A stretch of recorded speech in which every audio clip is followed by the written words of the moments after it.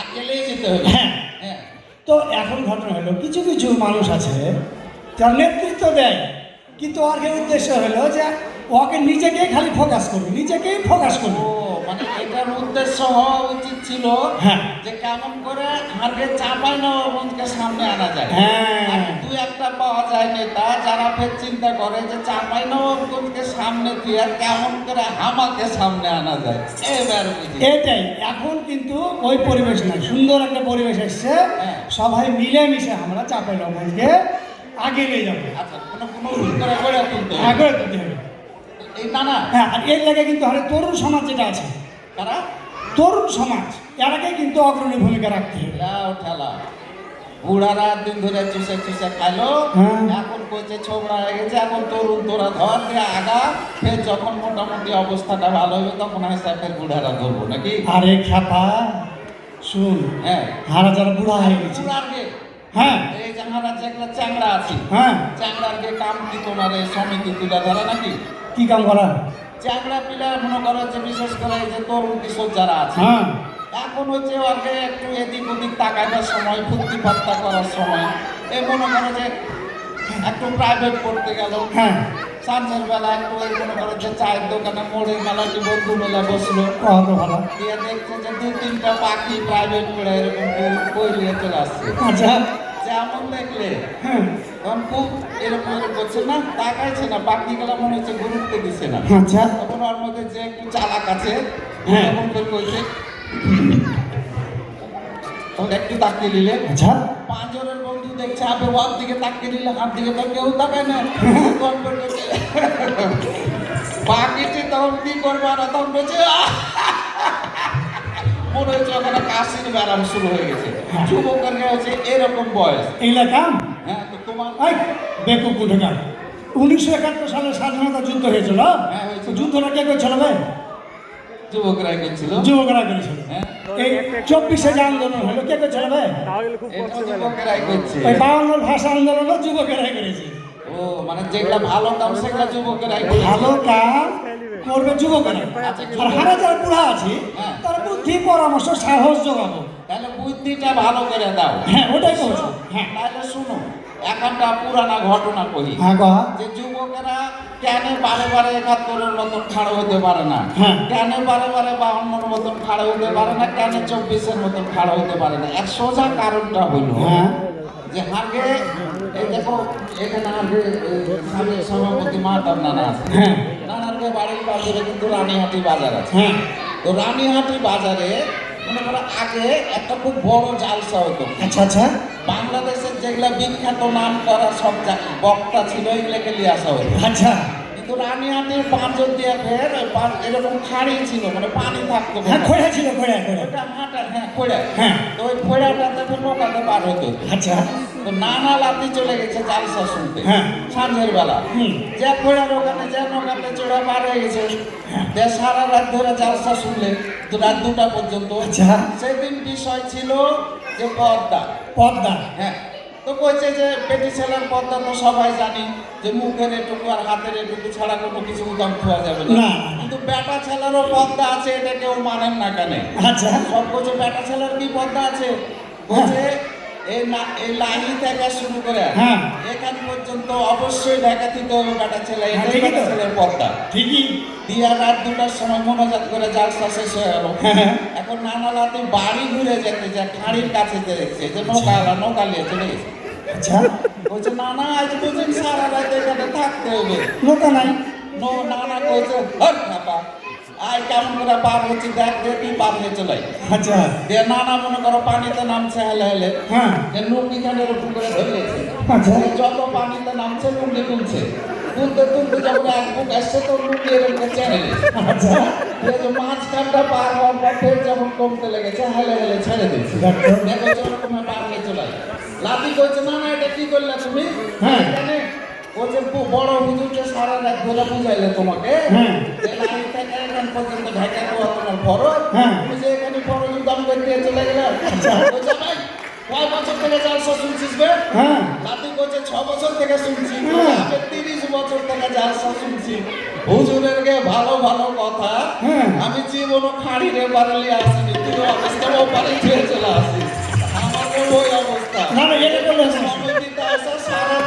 ভালো কথা শুনছি। হ্যাঁ। আর যেমন বাড়িয়ে যাচ্ছি, বাড়িয়ে যেতে যেতে কইছে এই কাঁচা বাঁচা করে বন্ধ হয়ে গেল।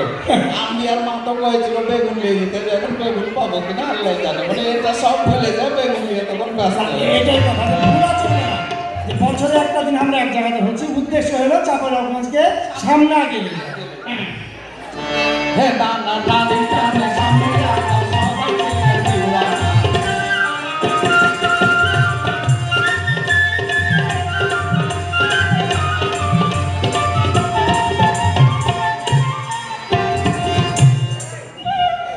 দ্বিতীয় বৃহৎ স্থল বন্দর সোনা পশ্চিম প্রান্তরে, ব্যবসা বাণিজ্যে ভরবে বড় আশায় অন্তরে।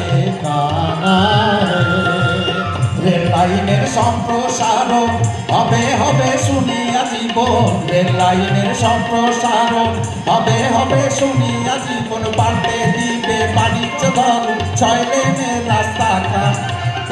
শুনেলেন, হ্যাঁ বাংলাদেশের দ্বিতীয় বৃহত্তম স্থলবন্দর হলো তোর হলো সোনামসজিদ স্থলবন্দর। হ্যাঁ, তো আমাকে তো দেখে মনে হয় যে ওর থেকে মেলায় ছোট ওই যে হিলি আছে, হ্যাঁ, হ্যাঁ, হ্যাঁ। হিলিরও ব্যবসা মনে হয় হারকে থেকে মেলা ভালো। হ্যাঁ, এটা আগে বড় নানা আছে, ওয়াহেদ নানা আসছে। হ্যাঁ। বুঝতে পারলি? হ্যাঁ। আমাকে এই করে কই যে আজকে যশোরের বেনাপোল স্থলবন্দর 1 নম্বর। হ্যাঁ। অর্ঘের কারণে পুরা জেলার চিত্রটা পাল্টে গেছে, অর্ঘের চেহারা চিকন হয়ে গেছে। খালি যশোর নয়, যশোরের পাঁচজোরে যতটি জেলা আছে হ্যাঁ। সবাই কিন্তু আজ এত বছর ধরে ওই খালি একটা বন্দরের উপর দিয়ে গোটাই জীবন পাল্টে নিলে। হ্যাঁ। আর হারকে নগঞ্জের যেটা আছে সোনা মসজিদ, হ্যাঁ, দেখলে মনে হয় যে 5 দিন থেকে খাইতে পায়নি, মরে গেল, আর কয়েকদিন পর শুকিয়ে মরে যাবে। আসলে তারপরে যারা কোনো রকমে যদি খাড়ো করতে যাচ্ছে, হ্যাঁ, তো ওখানকার যারা মনে করো মালিকানা করছে, হ্যাঁ। উয়াকে গুতাইছে ও চিন্তা করছে ওর ব্যবসাটা কেমন করে খাইলিব, ও চিন্তা করছে ওর ব্যবসা কেমন করে খাবো। ওর মধ্যে পর আরো কিছু চলে গেছে যে কইছে এখানকার হামি মোড়ল, আমি যেটা করবো সেটাই হবে। হ্যাঁ। এগুলা করতে করতে দ্বিতীয় স্থল বন্দর এখন মনে করো 10 নম্বরে যে ঠেকবে আর 2 দিন পর। হ্যাঁ। আর একটা কথা হলো যে যোগাযোগ যদি উন্নত না হয়, হ্যাঁ। তাহলে কি স্থলবন্দর যতই দ্বিতীয় হয়, তাহলে ব্যবসা বাণিজ্য করে শান্তি পাবে? আরে যোগাযোগটা আমার কাছে শিখে নিতে পারে না। কেমন করে করবে কহা? এ আল্লাহ, তুমি জানো না কহা? ওই যে মমিতা, হ্যাঁ। মমিতা আর মা ওকে বাড়ি থেকে বাড়াইতে দেয় না হার ভয়ে। আচ্ছা। তো হার কি হয়েছে, আমি ঠিকই কিন্তু রোজই ওর সাথে 3 বার যোগাযোগ কেমন করে করতে হয় হার কাছে খালি শিখে। আরে শালা ওই যোগাযোগ লাগবে। কোনটা? আবে উন্নত যোগাযোগ ব্যবস্থা, রাস্তাঘাট যেমন হারবে যদি চাঁপাইনবাবগঞ্জ থেকে 6 লেনের রাস্তা করা হয়, হ্যাঁ। বা 4 লেনের রাস্তা হয়, তাহলে মনে করবে যে হারবে ব্যবসা বাণিজ্য করে শান্তি, গাড়ি ঘোড়া চলে শান্তি পাবে। আরে 1.5 লাইনের কাম শুরু করেছে, হ্যাঁ। এই যে কবে শেষ হবে তো আল্লাহ জানে। তুমি দেখবে তোমার লাতি পুতিন দেখে গেলে যেতে পারে 1.5 লাইনের রাস্তাতে। এই যে রেল লাইনটা হওয়ার কথা ছিল, হ্যাঁ। লক্ষগঞ্জ থেকে সোনা মসজিদ পর্যন্ত, হ্যাঁ, 1900 ছোটকাল থেকে শুনছি যে এবার সোনা মসজিদ পর্যন্ত রেল লাইন হয়েছে, সোনা মসজিদ পর্যন্ত রেল লাইন হয়েছে। ওই ওটাই তো কথা যে এগুলা খালি আমার ঢাকাতে যেগুলো বড় বড় নানারা আছে, হ্যাঁ। একদম দেশের একদম মাথায় আছে, এরা যদি সবাই মিলে একটু ধরে বাইরে যদি এই কামগুলো করে দেন, মানে একটা হুড়কন দিতে হবে। হুড়কোন না দিলে হবে না। হ্যাঁ। হ্যাঁ, হুড়কোন দিলে কাম হয়ে যাবে। এটাকে হুড়াইতে হবে যে কেমন করে রেল লাইনটা ওখান পর্যন্ত যায়। 4 লাইনের কাম শুরু হয়েছে, 4 লাইনটা কেমন করে হয়। হ্যাঁ। গুতাগুতি না করলে তো কাম হবে না। হ্যাঁ। আর একটা কথা যে এই যে তোর এই নদী বন্দর, হ্যাঁ। নদীকে ব্যবহার করে আমরা যোগাযোগটা কিন্তু আগিয়ে নিতে পারি। এই শুনো না, হ্যাঁ। বড় নানিকেও ছিল হ্যাঁ। যে ভাই হানা যখন ছোট ছিল হ্যাঁ রে, তখন আগে শিবগঞ্জের মানুষ, তারপর ওই গমস্তাপুরের মানুষ, এগুলা নগঞ্জের সাথে এত বাস টাস ছিল না, না, না, না। ঘোড়ার গাড়ি আর গরুর গাড়ি ছিল। হ্যাঁ রে, হ্যাঁ। তখন বলে লঞ্চে যাওয়া আসা করতো। গোটায় এটা শুনলেই তোমার হাসি লাগে। লঞ্চ কেমন করে যাবে, ছোট ছেলে পেলাকে বাপ মা ধরে তুইছে, মানে ধরে না তুইলে মহানন্দা মনে করে যে এতখানি পানি দিয়ে হাইটা পার হয়ে চলিয়েছে, লঞ্চ কুন্ডে থেকে চালাবে। তাহলে ওই যে আগে পদ্মা নদী, হ্যাঁ, আগে মহানন্দা নদী, মহানন্দা নদী, আগে পাগলা নদী, পাগলা নদী, আগে পুনর্বাবা নদী যদি পুরা যায়, হ্যাঁ, তাহলে ফের আগে মনে করো যে পানি পথ যেটা হ্যাঁ। এই নৌকা বা নৌ চলাচল, নৌ চলাচল। এটা সোজা হয়ে গেল। সোজা হয়ে গেল। হ্যাঁ, তো তাহলে কয়েকবার যদি খালি পুড়ে পর তাইলে মনে করে এই কামটা হবে। একবার পাগলা খুলেছিল, যে তারপর ফের মনে করে যে আগের মতন হয়ে গেছে, এখন আর কাম করে না ওটা। তারপরে যে ট্রেন যোগাযোগের কথা বলি, হ্যাঁ যে লকবন্দি থেকে এই ঢাকাতে ট্রেন মাত্র 1 ঘন্টা আসে, হ্যাঁ 1 ঘন্টায় আসে। বনলতা কইছে এটাকে। বনলতা, হ্যাঁ। ওরে আল্লাহ, ওটা মনে করো সাহিত্য ভালো মানায়, কামে কিছু নাই। অত বড় 17 বগির ট্রেন দিয়ে তুইছে নবগঞ্জ থেকে। হ্যাঁ। নবগঞ্জের লাগে টিকিট হচ্ছে 74 ঘন্টা। 74টা কত ভালো। মানে হাজার হাজার মানুষের মধ্যে 74 ঘন্টা নবগঞ্জ থেকে উঠবে, আর বাকিটি এদিক থেকে উঠবে। হ্যাঁ। তাও আর একটা কয়ে দিই, হ্যাঁ। তুমি বাংলাদেশের কোনো খাতা কলমে, এমনকি রেলের ওপরেও হ্যাঁ। কোনটি দেখাতে পারবে না যে ঢাকা টু চাঁপাই লেখা আছে। সব জায়গায় লেখা আছে বনলতা, ঢাকায় টু রাজশাহী। তার মানে কাগজে কলমে এখনো রাজশাহী হয়ে আছে, এটা চাঁপাই এটা হবে। কম বড় দুঃখের কথা। হ্যাঁ। এই নানারা এটাকে নজর দিতে হবে। আর একটা ট্রেন লয়, এই যে আসছে একটা ট্রেন লিজ হারাবে, হ্যাঁ। ফের আবার বিকেলে বা রাতের বেলা একটা ট্রেন ঢাকা। আর 1 ঘন্টা ট্রেন রাজশাহী হ্যাঁ। পর্যন্ত দিলে, মনে করে 2 ঘন্টা দিলে তাও নবগঞ্জের মানুষ বাঁচে, বাসে আর জীবন দিতে হবে না হারা। হ্যাঁ, হ্যাঁ, তার সকালে কহ, হ্যাঁ, হ্যাঁ। হে না না পাল্টে দিবে বাণিজ্য ধর্ম ছয় দিনে যাত্রা।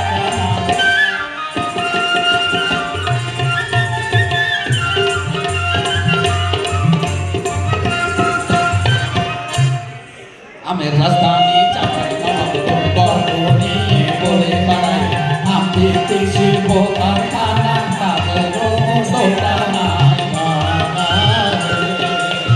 জেলার কথা যারা ঢাকায়, নানালাতি মিনতি জানাই। জেলার কথা যারা ঢাকায়, নানালাতি মিনতি জানাই। হারে গরিব দুঃখী ঠিকানাই, তাও মানবতার প্রেরণা।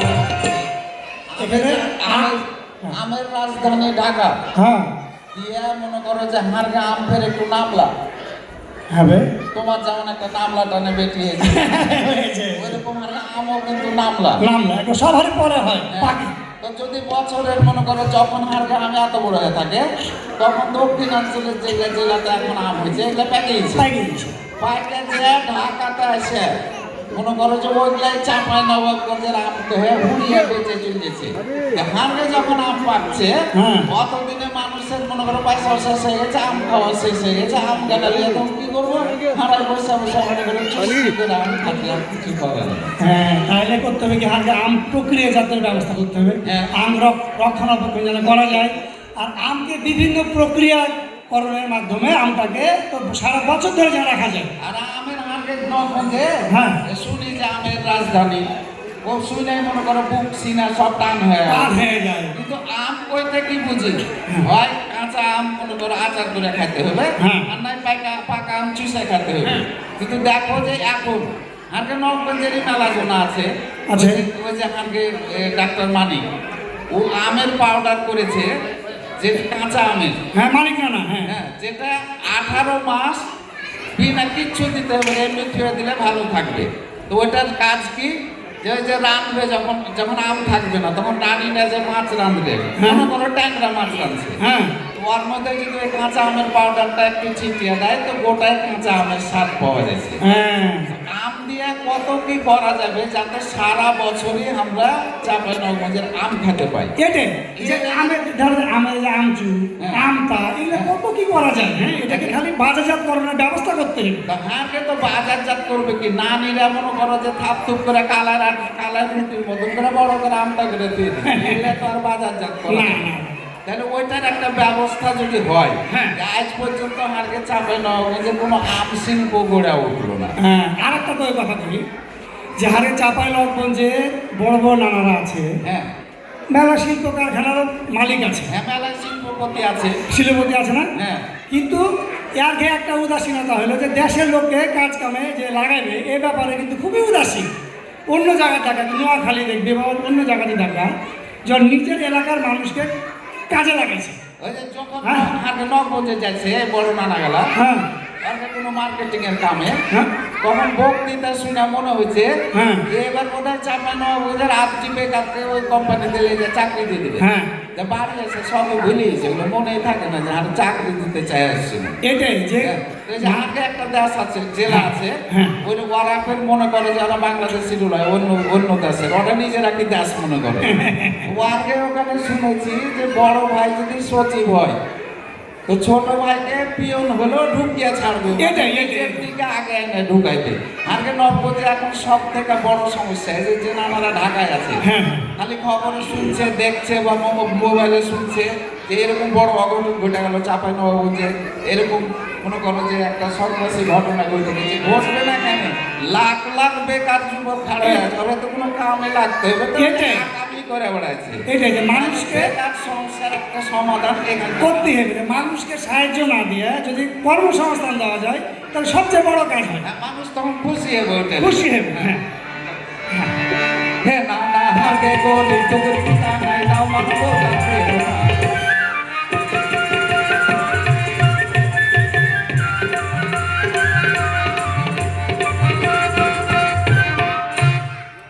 নিজস্ব সংস্কৃতি তার ধুইছ কি কোনো খবর সঠিক নির্দেশনার ভাবে ভাষা শিল্প গবর জবর লক্ষ্য যাচ্ছে দোনাটা চাই ফিরবো একদিন সেই ঠিকানায় লক্ষ্য যাচ্ছে দোনাটা চাই ফিরবো একদিন সেই ঠিকানায় জেলাবাসী আশায় আশা চাইছে সঠিক নির্দেশনা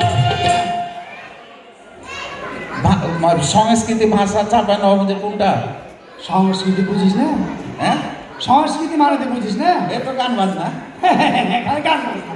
গান সংস্কৃতি হলো সেটাই হ্যাঁ যে হারকে চলন বলন হাঁটা খাওয়া দাওয়া পোশাক ও মানে যেটা দেখে বুঝতে পারবে হ্যাঁ। যে এটা আমার চাপাই নবগঞ্জের বুধা ওটাই হচ্ছে আমার সংস্কৃতি আচ্ছা এটাই বুঝলি? সংস্কৃতি হ্যাঁ। আর তুই যেটা বলি যে হারকে ধরলে কি যে এই যে আলকাপ হ্যাঁ চাপা লাগবে একসময় মানুষ দল হয় না আলকাপ দেখেছে সে হ্যাঁ। আলকাপ এখন মনে করছে হারিয়ে গেছে হ্যাঁ হালকা পালিয়ে গেছে পালিয়ে গেছে হ্যাঁ তারপর তোর কবি গান হ্যাঁ। এটা হাতে কিন্তু একটা গর্বের একটা জায়গা ছিল এই কবি গান মনে করছেন নাই এখন মনে করে হ্যাঁ আর হারে গম্ভীরতা বুঝতে পারছে আইসিইউতে পড়ে আছে ও মানে যে কোনো সময় দম বুঝে যাবে দম বুঝে মানে যাবে। এখন ওকে যন্ত্রপাতি দিয়ে গম্ভীরাকে চালিয়ে দিয়েছে চালিয়ে দিয়েছে। যে কোনো সময় ওইটা টেনে লিলি কইবে যে ক্লিনিক্যালি ডেট ঘোষণা করা হয়েছে ওই রকম গম্ভীরের অবস্থা হ্যাঁ হ্যাঁ হ্যাঁ আজ 50 বছর ধরে হ্যাঁ আর মনে হয় যে সেই রকিবউদ্দিন কুতুবুল আলমের সময় থেকে আজ পর্যন্ত যত শিল্পী আছে যেখানে গেছে যার কাছে গেছে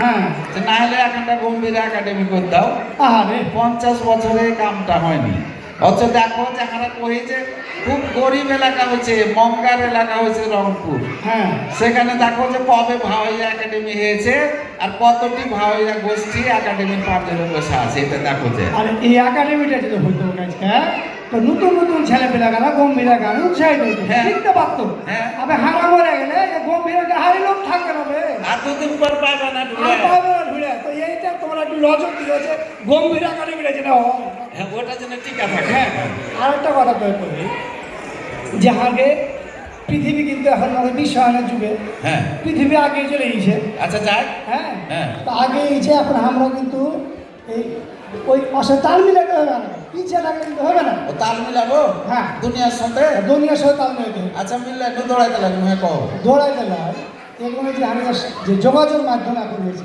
হ্যাঁ। ইন্টারনেটের যে একটা যুগ এখন এসেছে আচ্ছা এখানে কিন্তু আমাকে এই যে দাবি দেওয়া এই এটার সমস্যা এটার একটা ইংরেজি আছে কি রে? এটাকে কইছে ফ্র্যাকচুয়াল দুনিয়া কি ফ্র্যাকচুয়াল দুনিয়া কি এটা ও মনে পড়েছে ফ্যাক্টুয়াল দুনিয়ার সারা আলা ফ্যাক্টুয়াল মানেছে ও ফ্র্যাকচুয়াল আর ভার্চুয়াল আলাদা শুনতে একই রকমই লাগছিল তো ভার্চুয়াল দুনিয়ার ঠেলায় হ্যাঁ মনে করো যে হারকে নবগঞ্জে ভাষা এখন কিন্তু মেলাটি হারকে কন্টেন্ট ক্রিয়েটার হয়েছে আজ মেলাটি নানা 71 জানি আসছিল আসছিল, হ্যাঁ হ্যাঁ। কিন্তু কোনো কন্টেন্ট ক্রিয়েটার নানার ভাষা শুনলে মনে হয় যে নবগঞ্জের মানুষ বোধহয় বাক্য গাল দিয়ে ডাকে আহা, মানে ওদের কথাবার্তা শুন নবগঞ্জের ভাষা কইতে দিলে আগে 5টা গাল দিবে ওর মধ্যে কত ভালো তো মানুষ আগে সম্পর্কে কি ধারণা করবে এমন করে তোমরা যে লয়াল কন্টেন্ট ক্রিয়েটার হয়েছ হ্যাঁ। তো ভাষাটা ঠিক করো আগে চাপা দাও ভাষা খুবই মিষ্টি। আগে কথা শুনে মানুষের কই জায়গাটা জুড়িয়ে যায় এই কারণে এখনো গোটা বাংলাদেশে গম্ভীরা শোনার লেগে বসে থাকে হ্যাঁ, খালি ভাষাটা শোনালে কিন্তু ওখানে যদি গায়ের নামে খালি মুখ খারাপ করে কথাই কইতে থাকো হ্যাঁ। তাহলে তো এক সময় নবগঞ্জের ভাষা শুনলে মানুষ কবে আটচর পিচ্চর ভাষা না শুনে ভাবো হ্যাঁ। এরকম কইতে শুরু করবে এগুলো বলছে সামাজিক যোগাযোগ মাধ্যমে আর কইও না সামাজিক যোগাযোগ মাধ্যমের কথা। কেন রে?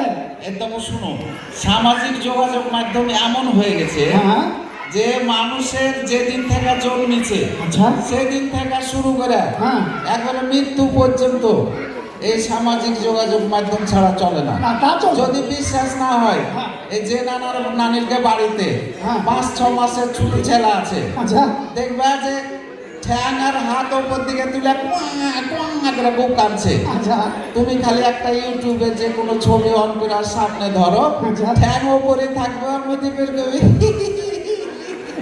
এটা ঠিক করেছিস তুই। বুঝি না আরো? হ্যাঁ তারপর মনে করো যে এই যে মরার কথা কইলো, হ্যাঁ আগের যুগে যখন মানুষ মরে যেত, ওরে আল্লাহ কত মানুষ দুঃখে থাকতো, কাপড় চোপড়ে ঠিক নাই, বাপ মরে গেছে। এখন কি হয়েছে জানো? স্বাভাবিক। মনে করো বাপ মরে গেছে, হ্যাঁ খুব কাঁদছে, আর বাপ ইলিশ মাছ খেতে চেয়েছিল, আমি সিলভার কাপ ইলিশ করে খাওয়িয়ে দিন, টাকার লেগে তাও খাওয়াতে পারবো না, এরকম খুব কাঁদছে। হ্যাঁ কাঁদতে কাঁদতে ফের আস্তে করে বউকে যে কইছে, হ্যাঁ এই রঙিন পাঞ্জাবিটা বাইর করতো। আচ্ছা বউ কইছে তোমার বাপ মরে গেছে, রঙিন পাঞ্জাবি কি করবে? আচ্ছা কইছে ফেসবুকে লাইভ দিতে হবে না, সাদা পাঞ্জাবি করে ভালো আসবে ছবি হ্যাঁ। দিয়া। মনে করো যে বাপের লাশ দিয়েছে ঘাড়ে করে, হ্যাঁ একটু যাই তখন কোনো বন্ধুকে কইছে ধরিস তো, একটু লাশটা ধরতো, ও তখন ধরে নিলে, হ্যাঁ। আর ও তখন সামনে এরকম লিয়ে আগাইছে। আচ্ছা এই যে দেখতে পাচ্ছেন আমার আব্বা যিনি শুয়ে আছেন, আমার আব্বা উনি আজকে সকালে মারা গেছেন। আমরা এখন গোরস্থানে নিয়ে যাচ্ছি, আরে। কিছুক্ষণ পর নিয়ে যে আমরা ওনাকে কবর দিয়ে দিব, মাটিতে পুঁতে দিব, তারপর আমার বাবার চ্যাপ্টার ক্লোজ হয়ে যাবে, তারপর আমার চ্যাপ্টার শুরু। মানে মনে করো যা মুখে আসছে বয়ে চলে যাচ্ছে। আরে। দিয়ে ওইটার নাম হচ্ছে লাইভ। এবার বলছে দয়া করে শেয়ার করে দিন। হ্যাঁ, দিয়ে ফের কইছে যে ভালো লাগে, এতে তোর বাপ করেছে, আগে ভালো লাগবে কেন? বলছে ভালো লাগলে শেয়ার করতে না। বাহ, বাহ, বাহ। বুঝো ঠেলা। আরে একটা এত বড় ক্লাস 1-এ পড়া এক নানি, আচ্ছা ক্লাস 1-এ পড়া মানে বুঝতে পারছো এতটুকু, হ্যাঁ ছোট ছেলে ওয়ার্কের একখানা আলাদা আইডি আছে। আইডি হ্যাঁ, পোস্টে কি লেগেছে জানো? কি লেগে যাবে? আজকে আমার বয়ফ্রেন্ডের মুসলমানি, দোয়া করবেন যেন তাড়াতাড়ি শুকিয়ে যায়। ক্লাস 1-এর ছাত্রের বয়ফ্রেন্ডের মুসলমানি, তাও বলে ওইটা এখন যোগাযোগ মাধ্যমে আসতে মানার কিছু বাদ ছিল না। না। তো যোগাযোগ মাধ্যমের যদি এতই ভালো অবস্থা, তাহলে যোগাযোগ মাধ্যম দিয়ে হ্যাঁ। আগে চাঁপাইনবাবগঞ্জের কার কি সমস্যা, হ্যাঁ। এটা কিন্তু আমরা চাঁপাইনবাবগঞ্জ সমিতির সাথে যোগাযোগ দিয়ে হ্যাঁ। এটা তুলে ধরতে পারি। বা চাঁপাইনবাবগঞ্জ সমিতিকে নবগঞ্জে বসা হোক আর চট্টগ্রামে বসা হোক, আমরা এই বুদ্ধিটা দিতে পারি যে এই পথে আগান, এই পথে আগান, তাই এটাই। নবগঞ্জের উন্নতি হবে, নবগঞ্জের বেকার সমস্যার সমাধান হবে। হ্যাঁ এই যোগাযোগের মাধ্যমে দিয়ে আমরা খালি বছরে একটা দিন নয়, সারা বছরই এক হয়ে যাবো এক এক জায়গায় আটকে থাকতে থাকতে পারবো। পারবো। হ্যাঁ তো নানা, হ্যাঁ, বাবা। এই যে হারাকে মনে করো যে এই নানারা ডেকেছিল ডেকেছিল। এই এত বড় অনুষ্ঠানে, হ্যাঁ, হ্যাঁ, হ্যাঁ। তো এটা আমাকে চাঁপাইনবাবগঞ্জে যারা এখনো থাকি, হ্যাঁ। তারকে পক্ষ থেকে ঢাকায় যারা ব্লকগঞ্জে মানুষ আছো, আছো। সবকে ধন্যবাদ জানাচ্ছি। সবাইকে ধন্যবাদ। হ্যাঁ, হুম। আর সবাই মিলে দোয়া করিও। হ্যাঁ কি দোয়া করবো? কি দোয়া করবো? ও আছে দোয়া করবো। না না, আর মুসলমানের নয়, আর বিয়াটা যেন সাঙ্গালে হয়ে যায়। তো না না, চলো ফের আর পরে আরো লটারি আছে, মেলা সময় লাগবে, গান গাইতে গাইতে চলতে। আচ্ছা। হে নানা জেলাবাসী, আশায় আশায় চাইছে সঠিক নির্দেশনা।